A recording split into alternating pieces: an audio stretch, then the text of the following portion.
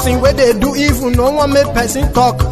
Them say that Mayegun, that man too they talk. He too they talk. Say Mayegun diary, he they hot like pepper. But every day then they take money in bulk. Woman picking they the street they hawk. Still them talk say make we no talk. But thank God say Mayegun don't come. So my people make you laugh. Oh yo yo.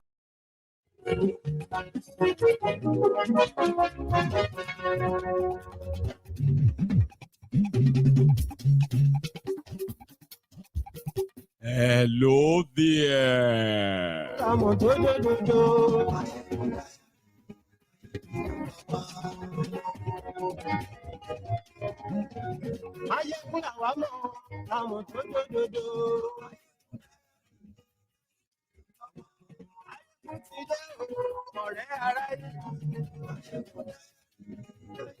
Good morning to you.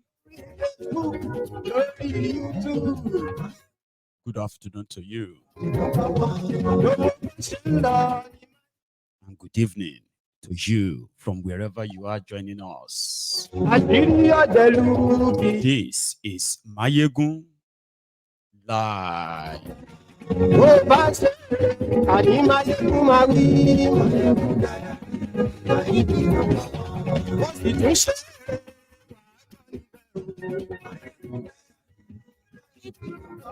Thank you so much for joining me. Just take that moment. Read beyond the caption of the broadcast. Read the description of the broadcast. Like the broadcasts. Then share it. Invite your friends, invite your not so friendly friends, and tell all of them that it is just single word or a single line. Mayegun today.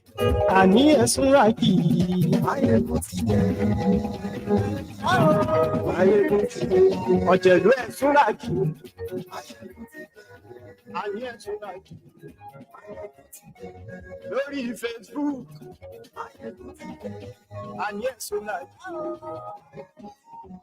lórí YouTube. Emir from a local government in Sokoto, Sabombiri, has been kidnapped for a while. Until his video make it to the internet, where Emir is begging for his life. Yesterday, the news of 20 medical students kidnapped on their way to Enugu Convention was all over the media. In fact, yesterday, they kidnapped medical students. They were on social media begging for ransom because their kidnappers told them to do so. They will start killing them today, we heard. But you know something? Like when they bombed the Kaduna-Abuja train, killed as many and then kidnapped dozens. People still continued with their lives. Same thing just happened. The convention continued. So today, good morning to you once again. Good afternoon to you, and then good evening to you from wherever you are joining us. This is Mayegun Live. Thank you so much if you have actually paid your own offering by liking the broadcast or sharing it as well. So thank you. Ladies and gentlemen, we know tribalism, ethnic bigotry, and so many other nonsensical distractions have kept a lot of us engaged or busy while the failed governance in Nigeria continue to take us one by one as victims. So tonight, I've got a lot to gist you. But let's start with this. Insecurity. You see, as much as a A lot of Nigerians have now become accustomed, to just living and continuing their lives if they are not direct victims of the government failure to protect or provide safety for all the citizens. This man on your screen is an emir of Sabon Brini, a local government area in Sokoto State. As part of some of the ungoverned areas controlled by different terrorists, Sokoto is one of their base. This emir made a video yesterday in Awusa. Emir is like a king. You get that now, like somebody that is like a king being kidnapped by Fulani terrorists that says they will kill him if he failed to pay them 50 million naira. So if they feel kidnap Emir, about who you be? Eh? Who goes you? To kai mai sakushin. To, ga kuma ina cikin ji. To, ina sanar da 'yan uwana da masoyana da abokaina da shugabannina su sani an kai rana ta ƙarshe yau Laraba. Saboda haka in suna taimako na su taimake ni. Kuma ina sanar da su cewa wallahi mutanen gawa sun magaci da mu tunda gaskiya duk wanda aka yi sun yi amma gwamnatin ba ta taimake ni ba. Kuma ina dubin ta taimaka min duk halin da shiga duniya amma gwamnati ba ta taimake ni ba. Kuma ni ma'aikacin ta nake. Mai bauta man nake shekara da shekaru ina bauta mata. Shekara ta 74 yau. Yanzu shekara kana mulki. Aikin gwamnati na yi kusan shekara 45 ina yi ne. Kuma duk aikin sarauta na nake. That's an emir. Making the video from the captivity of his kidnappers or abductors. As they say, it will touch everyone. As long as you remain divided, the rogue criminal politicians, they can always continue to enjoy their luck. Because Nigeria criminal politicians, they are the luckiest politicians in this, in the whole wide world. Just so you know, people are busy tearing themselves apart, threatening themselves, intimidating themselves. Igbo versus Yoruba, Yoruba versus this, and then on and on and on and on like that. The failing and collapsing contraption. The criminals who are doing all of this are still enjoying so much, acceptability. Because in divided, they reign. Or should we say in your division, they kind of derive their power.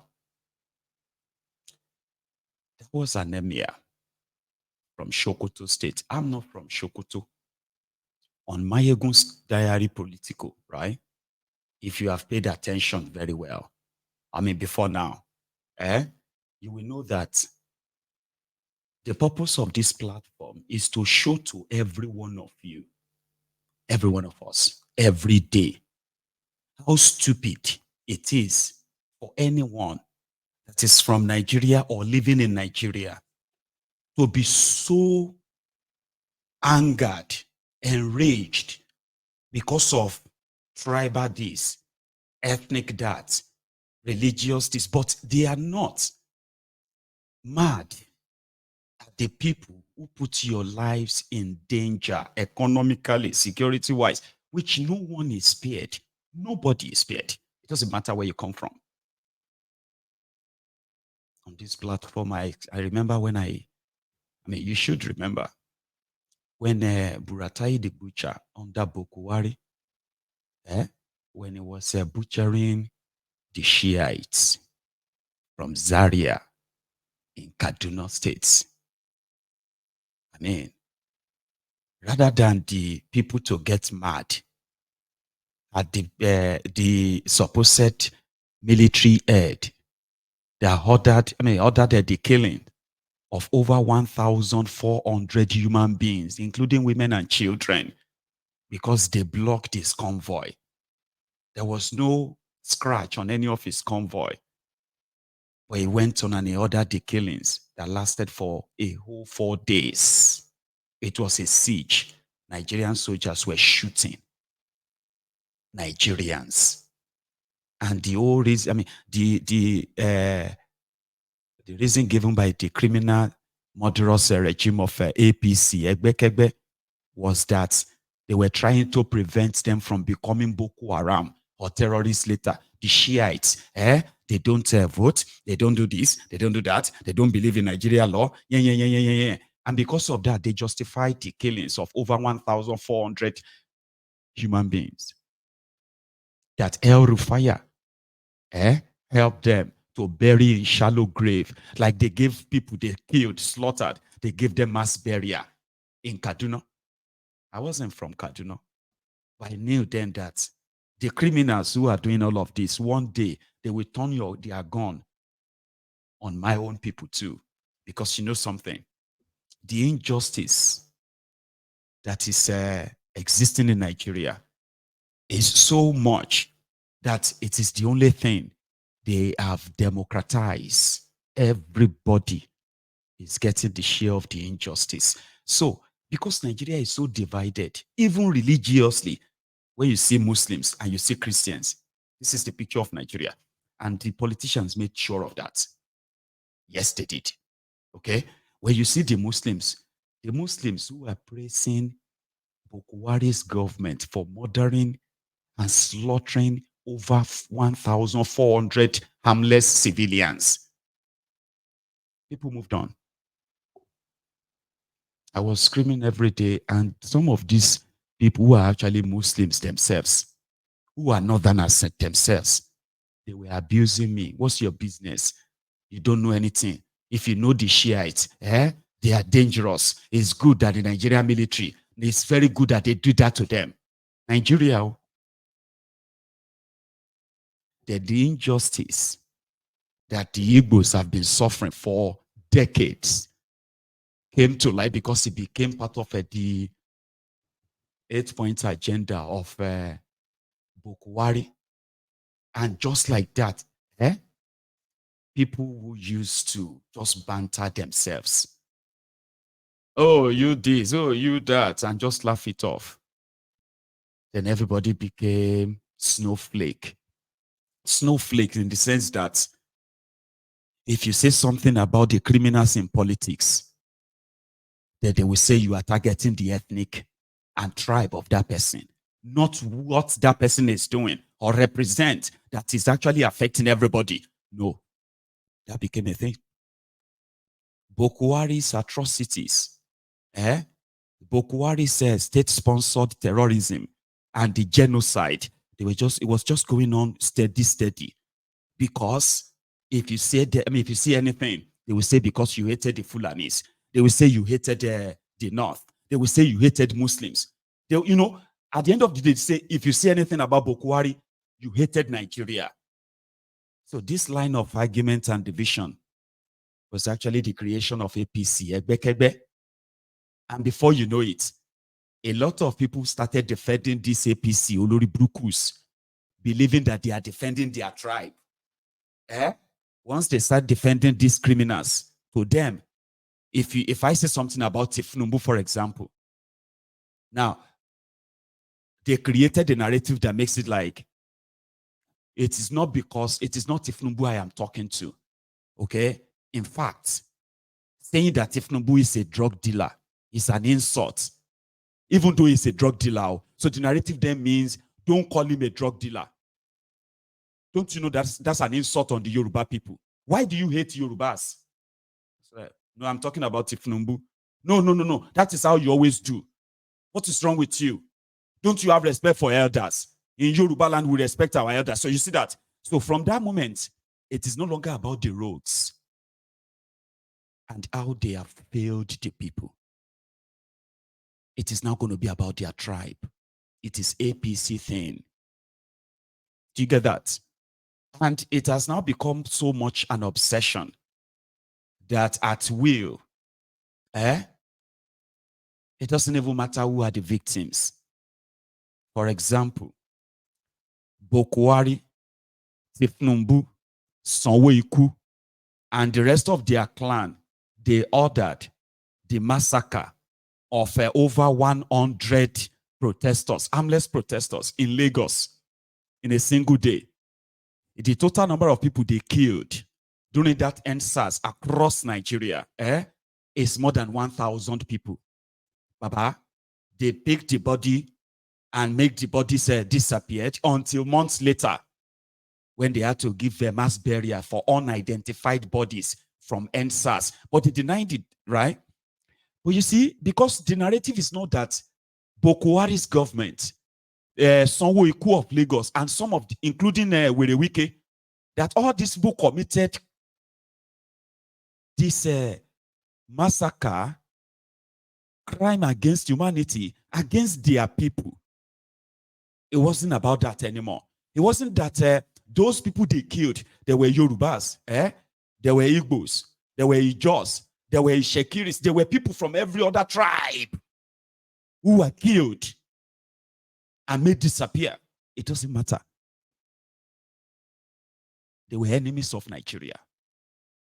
And in protection of those who committed the crime, if you say it too much, it's because you hated Fulani, or it's because you hated Northern Nigeria, or it's because you hated Nigeria. They didn't care if their own brothers and sisters were among those killed. It doesn't matter. So this is where they have brought us. And that is why the rhetoric today is that ethnic supremacy that continue to incite and spread such an hatred. So yesterday, I sort of did a little bit of an expose on the Ronukus. Since Bokwari got away with all of that looting, killings, and the economic destruction, and they defended him. So we are now, it's pretty much like a continuing it. But here, they've now switched it from, if you critique that, I mean, they switched it from, if you said anything about Bokwari, it wasn't that Bokwari, it was because you hated Northern Nigeria. It was because you hated the people of the North. While the people of the North are being slaughtered, they were being killed by terrorists, by the military, right? In such a way that you can say it's coordinated state-sponsored terrorism. But there's this narrative that all of that is none of your business if you are from Southern Nigeria. Unfortunately, people didn't call me, they didn't call me Fulani then. Because I think, like, when I was exposing all of that under Bokwari, nobody really called me until the Abobakus came. And since it is all about propaganda, lies, and the rest, Bokwari has succeeded in creating, you know, a country of bigots, where a lot of people have become, you know, ethnic champions. No, not champions per se. You say like tribal people who are participating and, you know, preparing themselves and, you know, competing in tribal Olympics, ethnic Olympics. Bokwari ensured of that. APC, Egbekegbe, the fact that they still have the chance of retaining power, they are also kind of continued it, right? So yesterday, anyway, we have been saddled with the hatred that APC, Egbekegbe, represents. But one thing is that I just never really, you know, in my life, never thought that we would allow some miscreants, some political jobbers, like I call them, the crumble eaters and ass lickers, to want to change the trajectory and the narrative about the Yoruba people because of a druggie and his co-travelers. Just like they did for Bokwari, like the region considered to be one of the, not just the most educated, but early educated, region. And I'm not even just talking about the Southwest. I'm talking about the entire southern part of Nigeria. If we have to put the whole thing in a bigger context, regions where people were like, great men and women, academias, people who are like pathfinders, people who are like, supposed, destiny shapers.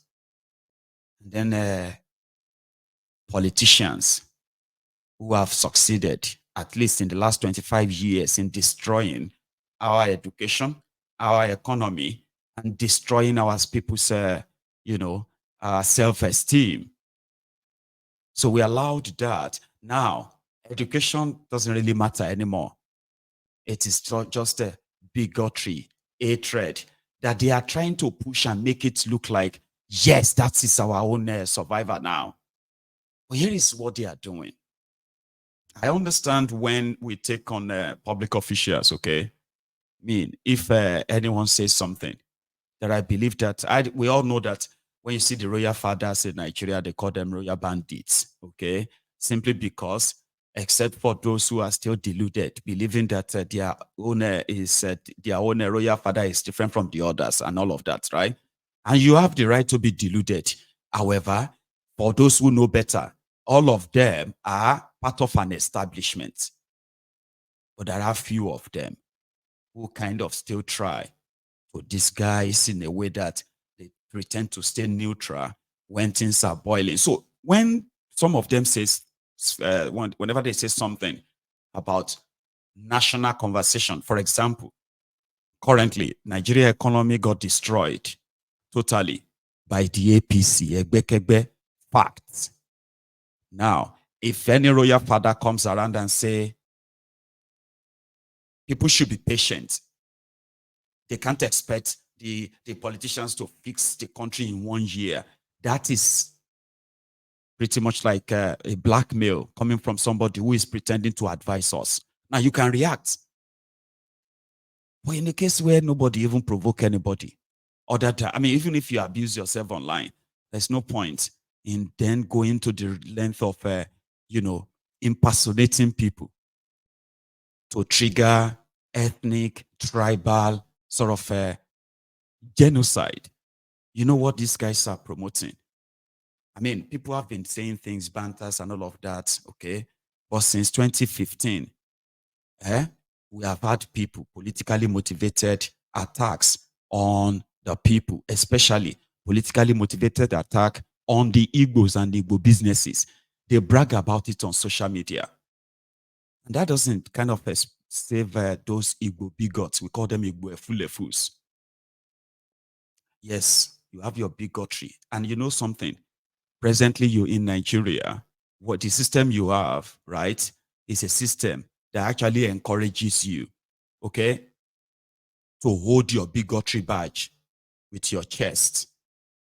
But when you now take a look at it very well, this politically sponsored hatred across board, right, by APC, Egbekegbe, when you look at it very well, you realize that most of these, most of these people inciting this level of hatred to, we will attack you, you will attack us, we will kill you, you know, all these people who are kind of promoting this, they are so minute or very loud. What they do is that they speak straight to something that you probably still hold dear about that place. Maybe your only identity, your tribe or your ethnic and all that. So they speak directly to that to attack that intentionally so that maybe one day the hatred will be so grown enough that we can begin to kill ourselves. And to what end? Now, here is something. When you look at the Igbo bigots, majority of them are losers as well. Okay? When you see proper Igbo bigots, whether young or old or pure losers, and you just need to take a look at their lives. And their own excuse is that, number one, they are not supposed to be part of Nigeria. Okay? If they have been allowed to have Biafra,